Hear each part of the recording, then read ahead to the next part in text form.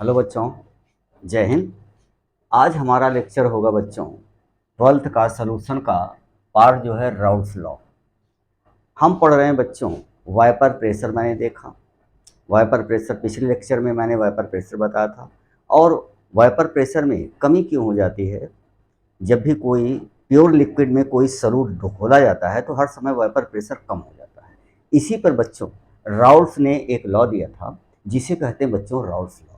और मैं आपको इंश्योर कर दूं कि राउल्स लॉ बच्चों ओनली वोलेटाइल वोलेटाइल लिक्विड के लिए होता है बच्चों, वोलेटाइल लिक्विड के लिए। अब ध्यान दें बच्चों, राउल्स लॉ और हेनरी लॉ और डाल्टन्स पार्शियल प्रेशर लॉ, तीनों का लॉ बच्चों कंसेप्ट बिल्कुल एक है, फिर भी उसमें थोड़ा सा अंतर आपको जरूर मिलता है। सवाल ये उठता है बच्चों कि राउल्स लॉ क्या है, पहले तो हम उसको जानेंगे। ठीक है, तो ध्यान दें बच्चों, जब भी कोई लिक्विड में वो वोलेटाइल हो, कोई सॉल्यूट या सॉल्वेंट डालते हैं।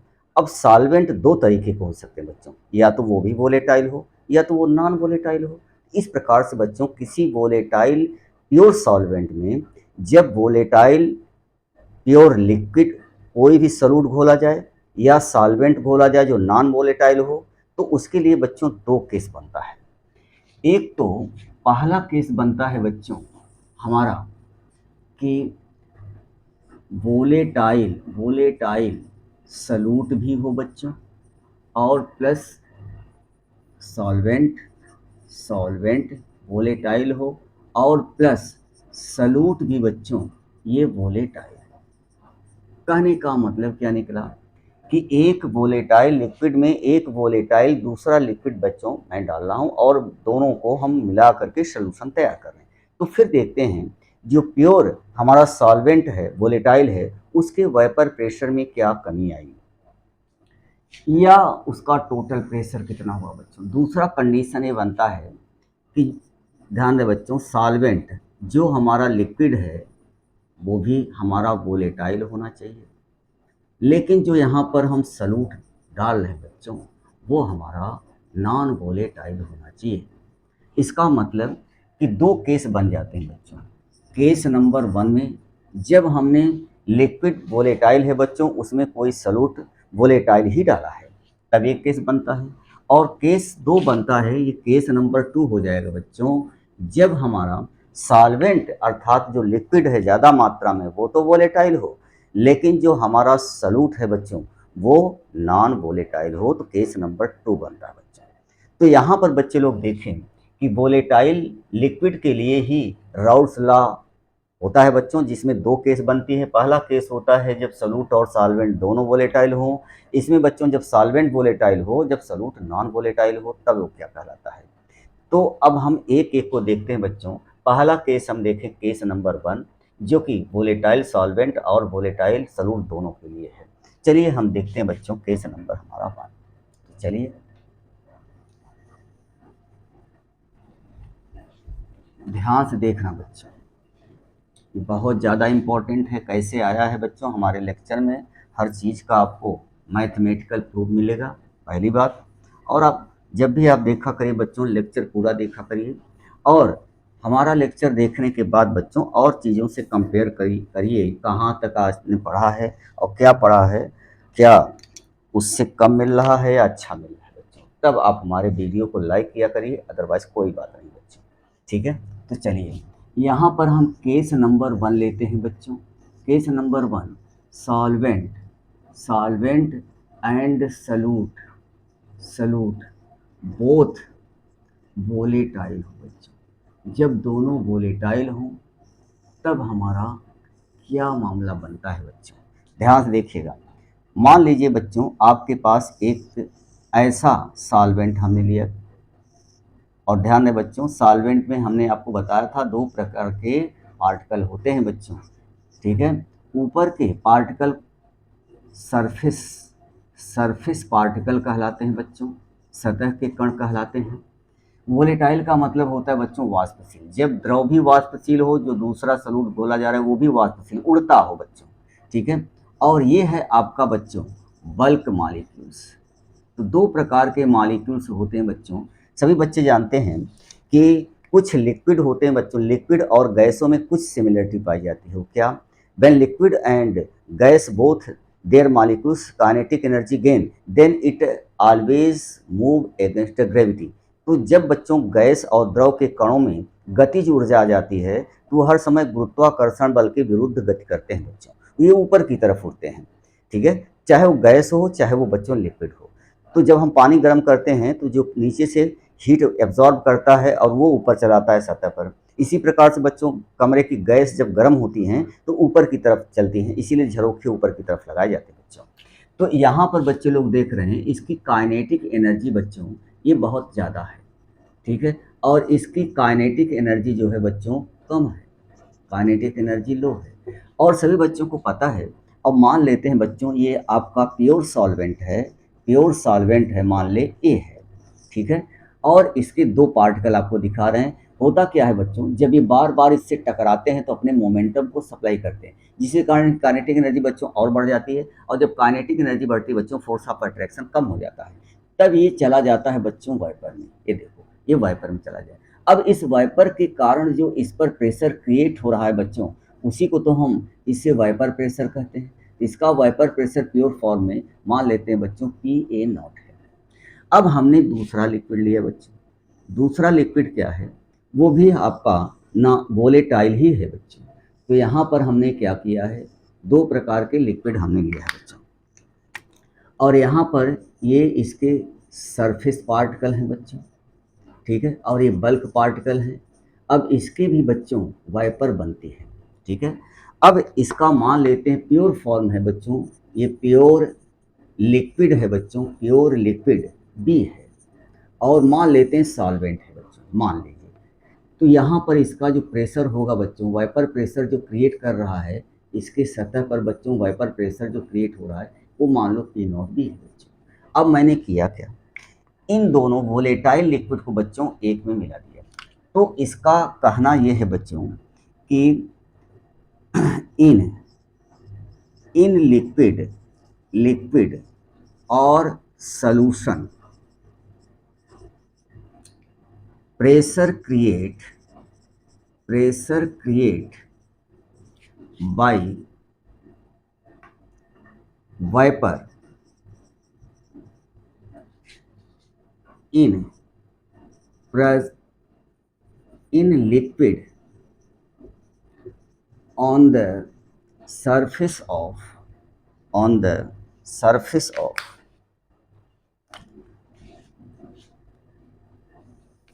ऐसे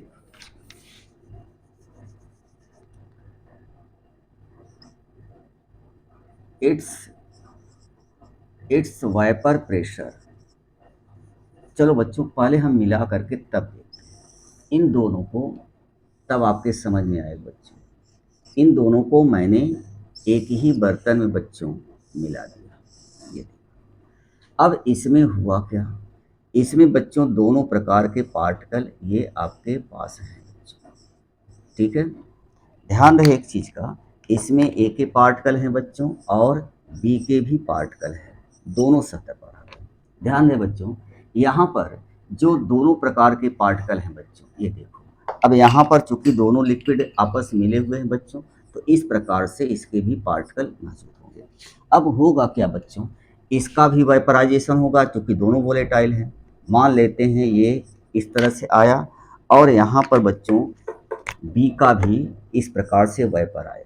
अब सवाल यहाँ पर है बच्चों, यहाँ पर जो वाइपर प्रेशर टोटल क्रिएट हो रहा है टी, टोटल वाइपर प्रेशर बच्चों PT इज इक्वल टू होता है।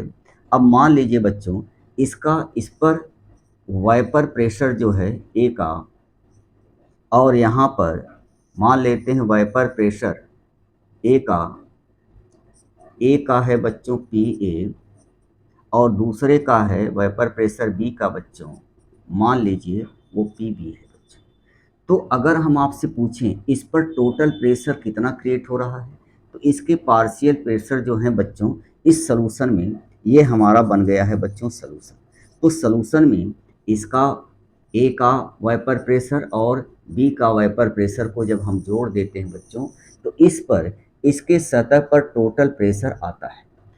अब इनका मानना था बच्चों कि प्रेशर कोई भी लिक्विड यहाँ पर इस सॉल्यूशन में है, इसका जो सरफेस पर बच्चों प्रेशर क्रिएट कर रहा है वो डायरेक्टली प्रोपोर्शनल होता है बच्चों mole fraction of liquid present in solution. ध्यान दें बच्चों, मान लीजिए इसका मोल फ्रैक्शन बच्चों मान लो एक्स, मोल फ्रैक्शन एक्स ए है, ये बच्चों मोल फ्रैक्शन है एक्स बी, और मान लो बच्चों इसका जो मोल फ्रैक्शन है एक्स ए, ये मोल फ्रैक्शन है बच्चों इसका। अब दोनों आपस में मिला गए हैं बच्चों, तो इसमें दोनों के मोल फ्रैक्शन है, एक्स का बच्चों एक्स ए है और इसका एक्स बी है।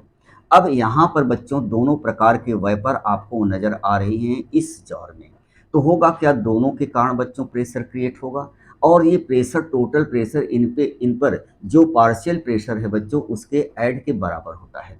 सवाल ये है कि इनका जो पार्शियल प्रेशर है बच्चों ये किस पर डिपेंड करता है, तो ध्यान रहे इसी को कहते हैं बच्चों राउल्स लॉ। अब राउल्स लॉ ये कहता है प्रेशर क्रिएट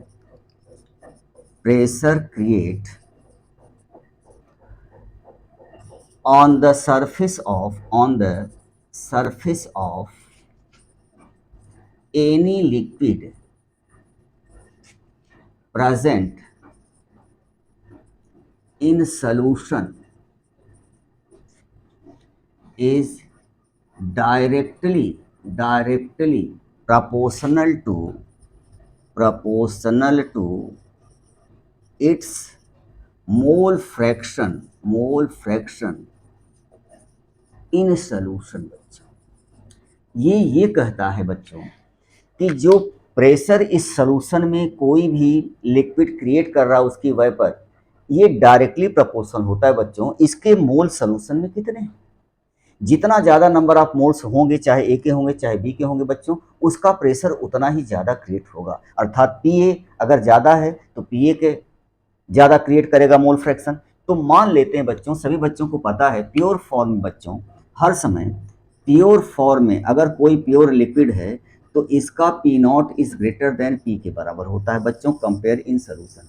तो हर समय बच्चों प्योर लिक्विड का वाइपर प्रेशर जो होता है ज़्यादा होता है कंपेयर टू सोल्यूशन स्टेट में बच्चों। ठीक है, तो यहाँ पर बच्चे लोग देखें, जब दो वोलेटाइल लिक्विड हैं जिनके वाइपर प्रेशर सेपरेटली बच्चों जब प्योर में था पी नॉट ए था और इसका पी नॉट भी था, और मान लेते हैं इसके मोल फ्रैक्शन बच्चों इसमें वो एक्स ए है और इसके मान लेते हैं बच्चों एक्स बी है। जब दोनों को मिला करके सॉल्यूशन तैयार किया गया तो इस सॉल्यूशन बच्चों इस लिक्विड पर जो प्रेशर क्रिएट हो रहा है वो भी टोटल प्रेशर इनके जो वाइपर प्रेशर है बच्चों इनके योग के बराबर होता है, मतलब एडिशनल फॉर्म ऑफ। तो कोई भी लिक्विड बच्चों इस सतह पर कितना प्रेशर क्रिएट कर रहा है ये डिपेंड करता है बच्चों कि उसके मोल फ्रैक्शन इस सॉल्यूशन में कितने हैं। और बाय द वे यही हेनरी भी कहता था बच्चों। हेनरी लॉ क्या था कि किसी भी लिक्विड पर जो प्रेशर अप्लाई की जा रही कोई गैस वो डायरेक्टली प्रोपोर्शनल होता है उसके मोल फ्रैक्शन कितने लिक्विड में हैं। तो ध्यान दें बच्चों ये और ये दोनों अलग है। वहाँ हेनरी का लॉ लिक्विड कुछ और था, गैस कुछ और थी। अब वो गैस किसी लिक्विड में सॉल्युबल थी। यहाँ पर क्या है बच्चों, कोई लिक्विड है और खुद का अपना उसका प्रेशर वाइपर है, खुद लिक्विड है खुद का उसका वाइपर है बच्चों। तो ये और उसमें दोनों का कंसेप्ट बच्चों एक है, केवल उसमें क्या था लिक्विड कोई और था, गैस कहीं और पर आकर के उसमें घुल रही थी। ठीक है, तो गैस के मोल जो है उस लिक्विड में आ गए थे। यहाँ पर बच्चों खुद का प्रेशर है और खुद की वाइपर है और खुद ही लिक्विड है। तो यहाँ पर बच्चों ये है और दोनों का कंसेप्ट हेनरी लॉ क्या था बच्चों, प्रेशर इज इक्वल टू होता है आपका के एच इंटू एक्स। यही तो बच्चे लोग पढ़े हैं, ये हेनरी लॉ था बच्चों, ये हेनरी लॉ था। तो कोई भी गैस अगर किसी लिक्विड में डिसॉल्व है बच्चों तो उसके द्वारा सरफेस पर क्रिएट प्रेशर इसमें मोल फ्रैक्शन जो गैस लिक्विड में है उसके डायरेक्टली प्रोपोर्शनल होता है बच्चों। ये हेनरी लॉ है, ध्यान समझिएगा। और ये राउल्स लॉ क्या है बच्चों, किसी का अपना खुद का लिक्विड है बच्चों और खुद की वाइपर है, और जितना लिक्विड का उसमें सोल्यूशन में उसका पार्ट है मोल फ्रैक्शन के, जितना ज़्यादा होगा बच्चों उतना ही ज़्यादा वाइपर प्रेशर क्रिएट करेगा। तो अगर हम माने बच्चों इसके लिए, तो यहाँ पर अगर मैं इसके लिए मानूँ पी ए, तो पी ए बच्चों डायरेक्टली प्रोपोर्शनल होगा इसी के मोल फ्रैक्शन के, एस आर नो। अब ध्यान दें बच्चों, किसी प्योर लिक्विड का वीपी वाइपर प्रेशर हर समय क्या होता है बच्चों, कांस्टेंट वैल्यू होती है। ये हर समय कांस्टेंट रहता है बच्चों, ध्यान रहे। प्योर फॉर्म में कांस्टेंट टेम्परेचर पर किसी लिक्विड का वाइपर प्रेशर बच्चों कांस्टेंट होता है, अर्थात पी नॉट ऑलवेज कांस्टेंट होता है बच्चों, चाहे वो सॉल्यूट का हो चाहे वो सॉल्वेंट का हो, अगर सेपरेट वो लिक्विड सेपरेट हैं तो। अगर लिक्विड में हो जाते हैं बच्चों तो इनका वाइपर प्रेशर बढ़ जाएगा हर समय, ये इसकी वैल्यू बच्चों इससे कम होगी। मतलब क्या निकला यहाँ पर बच्चों, P not P a always less than P not के होगा बच्चों, और यहाँ पर P be always less than P naught B के होगा बच्चों। मतलब हर समय वाइपर प्रेशर घटेगा ही बच्चों। ध्यान से ये मान के चल रहे हैं बच्चों, ये मान के चला जा रहा है कि इसका वाइपर प्रेशर बच्चों, ए का वाइपर प्रेशर जो है ज़्यादा है वाइपर प्रेशर ऑफ बी के। तो जो ए का वाइपर प्रेशर है बच्चों, वो मान के चल रहे हैं कि इसका वाइपर प्रेशर दिख भी रहा है बच्चों, यहाँ 4 है यहाँ पर देखो 3 है, तो उसी अनुसार ये भी घटेगा। इसी प्रकार से बच्चों जब हम इसको हटाएंगे तो हमें कांस्टेंट लाना पड़ेगा। कांस्टेंट की जरूरत नहीं बच्चों, यहाँ पर देखो ये कांस्टेंट रखा है, तो P A is equal to क्या हो गया बच्चों, पी नॉट एक्स ए आया। ये आपका पहला इक्वेशन आया बच्चों। उसी प्रकार से ये लिक्विड लिक्विड ए के लिए है बच्चों। अब उसी तरह से लिक्विड बी के लिए निकाल लो बच्चों। तो बी के लिए निकालोगे तो पी बी इस डायरेक्टली इज इक्वल टू हो गया बच्चों पी नॉट बी और इंटू एक्स बी। ये दूसरा इक्वेशन आ, जैसे हमने ऊपर निकाला बच्चों वैसे नीचे निकाला, तो ये 2 इक्वेशन आ गए। अब देखो जो यहाँ पर बच्चों प्रेशर क्रिएट हो रहा है, यहाँ पर जो प्रेशर क्रिएट हो रहा है इसी के मोल फ्रैक्शन के बच्चों क्या है, डायरेक्टली प्रोपोर्शन है, एक्स ए है बच्चों, यहाँ पर ये एक्स बी है। ठीक है, तो जितना ज़्यादा बच्चों एक्स ए का मोल फ्रैक्शन जितना ज़्यादा होगा प्रेशर उतना ही ज़्यादा क्रिएट होगा, बी का जितना ज़्यादा मोल फ्रैक्शन होगा उतना ही ज़्यादा होगा बच्चों। अब हम इन दोनों इक्वेशन को देख रहे हैं बच्चों, अब हम इसमें टोटल प्रेशर में रख देते हैं बच्चों। तो चलिए मैं रख के देखता हूँ बच्चों। T P is equal to क्या है बच्चों, P A naught P A plus P B के बराबर है बच्चों। अब यहाँ पर हमने पी ए की वैल्यू निकाल लिया, पी बी की वैल्यू निकाल लिया बच्चों, इसमें रख दो। तो total pressure T is equal to क्या निकला बच्चों, बोलिए। यहाँ पर P zero P naught A X A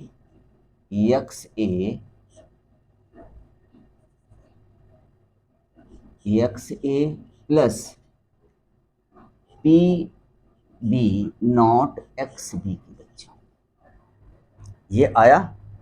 और सभी बच्चों को पता है कि किसी भी बच्चों, ये एक्स बी है बच्चों, एक्स बी, ठीक है। तो सभी बच्चों को पता है कि हर समय बच्चों किसी सॉल्यूशन में x A plus x B इसकी वैल्यू हर समय 1 होती है बच्चों। तो अगर हम इसको एक्स बी निकालें बच्चों तो X B is equal to क्या होगा बोलो, आपका 1 माइनस एक्स ए हो जाएगा बच्चों। ये देखो, अब इसकी वैल्यू बच्चों हम यहाँ पर पुट ऑन कर देते हैं। चलो हम लिख के देखते हैं। तो टोटल प्रेशर टी पीटी है बच्चों, ये total pressure PT is equal to, चलिए तो P naught A X A plus P naught B. अब इसके स्थान पर हम क्या लिखेंगे बच्चों, 1 माइनस एक्स बी। ये देखो, अब आप करिए क्या बच्चों, इसका इसमें मल्टीप्लाई कर लो। तो total pressure P T is equal to P naught A X A, और इसमें मल्टीप्लाई करो बच्चों तो plus X P B naught और minus P B naught X B बच्चों, एक्स बी एक्स ए, ये है बच्चों एक्स, तो एक्स ए आया बच्चों।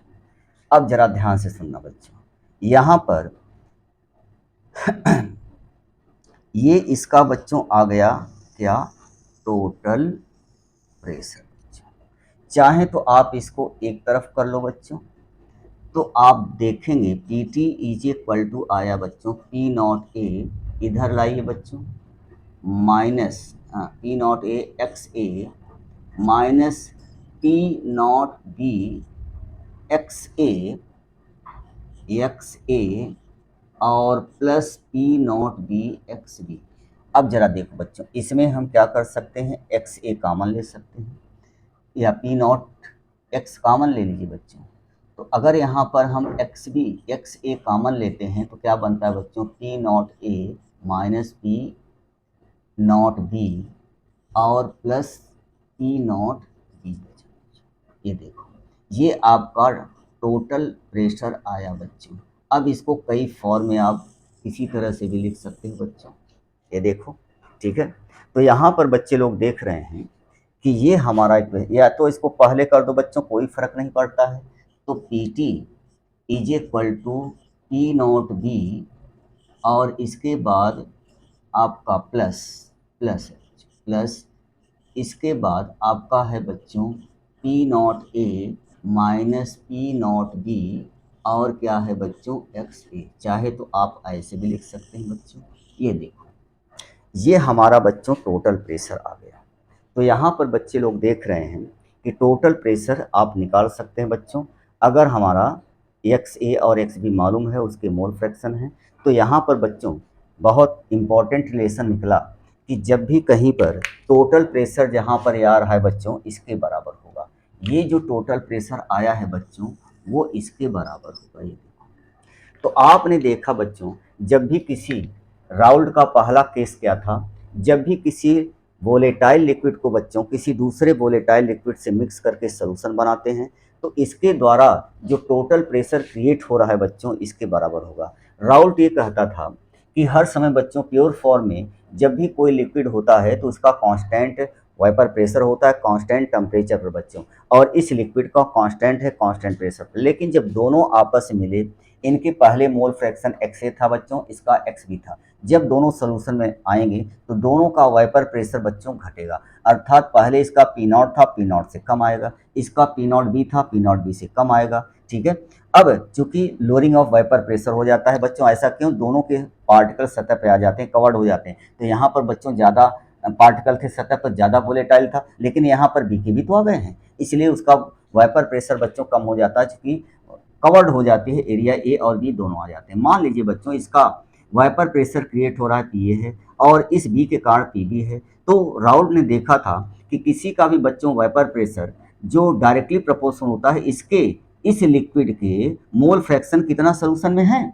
अब आप जानते हैं मोल फ्रैक्शन बी का हमने एक्स भी लिया है, तो यहाँ पर बच्चों ये डायरेक्टली प्रोपोर्शन हो जाएगा इसी के मोल फ्रैक्शन के। जब इसको हटाएंगे तो कांस्टेंट आएगा, वो कांस्टेंट कहीं नहीं जाना है बच्चों, यहीं से ले लेना है। तो ये समीकरण है, उसी तरह से बी का भी निकाल लेंगे, आ गया बच्चों। अब टोटल प्रेशर इसके पार्शियल प्रेशर जो है बच्चों इसके योग के बराबर होता है। हमने क्या किया है कि इसी की वैल्यू बच्चों इसके पी ए और पी बी की वैल्यू इस फार्मूले से हमने यहाँ पर रख दिया। तो हमने यहाँ रखा तो ये आया बच्चों। अब हमने मान के चला कि यहाँ पर ये टोटल प्रेशर आया बच्चों, लेकिन हम ये जानते हैं सबका मोल फ्रैक्शन का योग एक बराबर होता है। मैं किसी का भी निकाल सकता हूँ बच्चों, एक्स बी का निकाल लिया तो 1 माइनस एक्स ए आया। अब इसमें 1 माइनस एक्स ए की भी एक्स से बी की वैल्यू 1 माइनस एक्स ए रख दिया बच्चों, और इसके बाद हमने सॉल्व कर लिया तो ये हमारा टोटल प्रेशर आया बच्चों। यही हमारा हेनरी का ये आपका राउल्ट्स लॉ है, जो हेनरी लॉ से बच्चों मिलता जुलता है लेकिन वो डिफर है। हमने क्या बताया, इसका खुद का लिक्विड है बच्चों, खुद की वेपर है, और वहाँ पर दूसरा लिक्विड था, कोई और गैस थी।